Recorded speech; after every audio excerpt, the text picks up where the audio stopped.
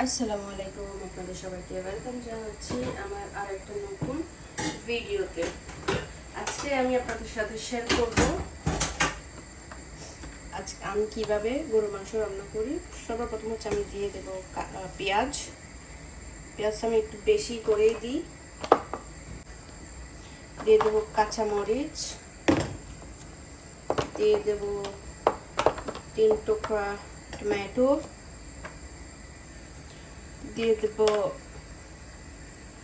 2 table spoon ভরে ভরা 2.5 table spoon মরিচের গুঁড়া, 1 টেবিল স্পুন ধনিয়া পাউডার, 1 টেবিল স্পুন ফুল দিয়েছি,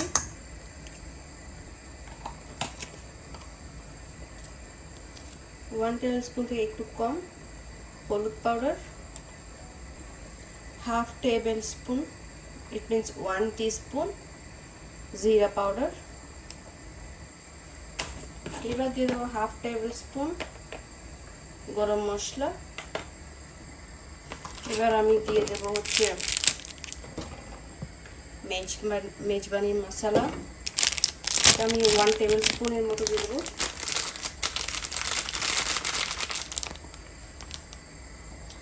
এবার আমি অ্যাড করে দেবো সয়াবিন তেল, এটা আমি হাফ কাপের মতো দিয়েছি। সরিষার তেল অ্যাড করে দেবো, এটা আমি 2 টেবিল স্পুন মতো দিয়েছি।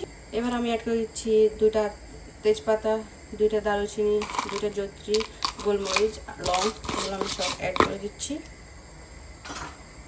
এবার আমি অ্যাড করে দিচ্ছি সয়া সস, এটা 1 টিস্পুনের মতো দিয়েছি। অ্যাড করেছি লবণটা আমি স্বাদ মতো দিয়েছি। এবার আমি অ্যাড করে দেবো 1 টেবিল স্পুন ফুল আদা রসুন পেস্ট, 1 টেবিল স্পুন একটু বেশি দিয়েছি। অ্যাড করেছি চিলি সস, এটা 2 টেবিল স্পুনের মতো দিয়েছি। আমার সবচেয়ে দেওয়া হয়ে গেছে। এবার আমি একটুটা ভালো করে ম্যারিনেট করে নেব। বিসমিল্লাহ। এখানে আমি 1.5 কেজির মতো মাংস নিয়েছি, 1.5 কেজি থেকে 2 কেজি মাংস হবে। আমি এটা ভালো করে এখন ম্যারিনেট করে নিচ্ছি। এবার আপনাদেরকে বলে নিই, আমার ভিডিওটা যদি আপনাদের ভালো লাগে তাহলে আপনারা সবাই প্লিজ লাইক করবেন, আর আমার ভিডিও কেমন লাগে আপনাদের অবশ্যই কমেন্ট করে জানাবেন, আর আমার চ্যানেলটি সাবস্ক্রাইব করবেন, আর আমার পাশে থাকবেন, সবসময় আমাকে সাপোর্ট করবেন। আপনাদের সাপোর্টে আমি কিন্তু আরও বেশি ভিডিও করতে পারবো। আপনারা সাপোর্ট করলে মনে হয়, আপনারা কমেন্ট করলে মনে হয় যে আমার আরও ভিডিও করি। তো এখন এটা হচ্ছে আমি এইভাবে লবণটা ঠিক আছে, আমি হাই ফ্লেমে জাল দেবো 5 মিনিট। ফিরে এলাম 5 মিনিট পর। এটা আমি এখন ভালো করে নেড়ে দেবো, নেড়ে দিয়ে লো টু মিডিয়ামে আমি এটা কুক করে নেব 40 থেকে 50 মিনিট। এটা থেকে পানি ছেড়ে দেবে। এটা এখন আপাতত কোনো পানি অ্যাড করবো না। 10 মিনিট পর আবার একটু চেক করে নেব। সাইড দিয়ে তেল ছেড়ে দিয়েছে, দেখা যাচ্ছে।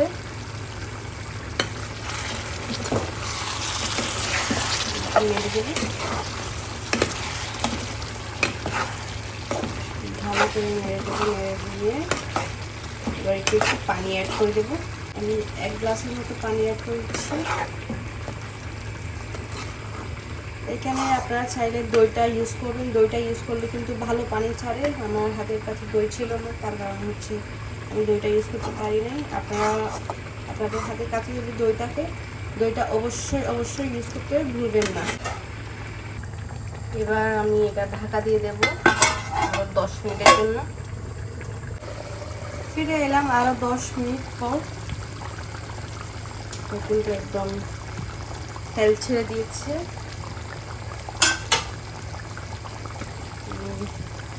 আর একটু নেড়ে দেবো। এই পর্যায়ে আমি একটু চেক করে নেব আরও সিদ্ধ হতে হবে। লবণটা একটু চেক করে নেব।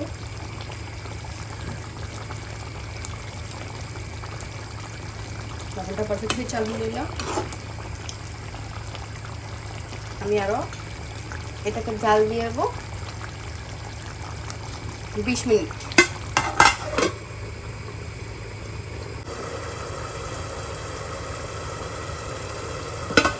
দিয়ে দিলাম আরও 10 থেকে 15 মিনিট পর হয়ে গেল অলমোস্ট। এবার আমি অ্যাড করে দেবো আলু আর মূলা।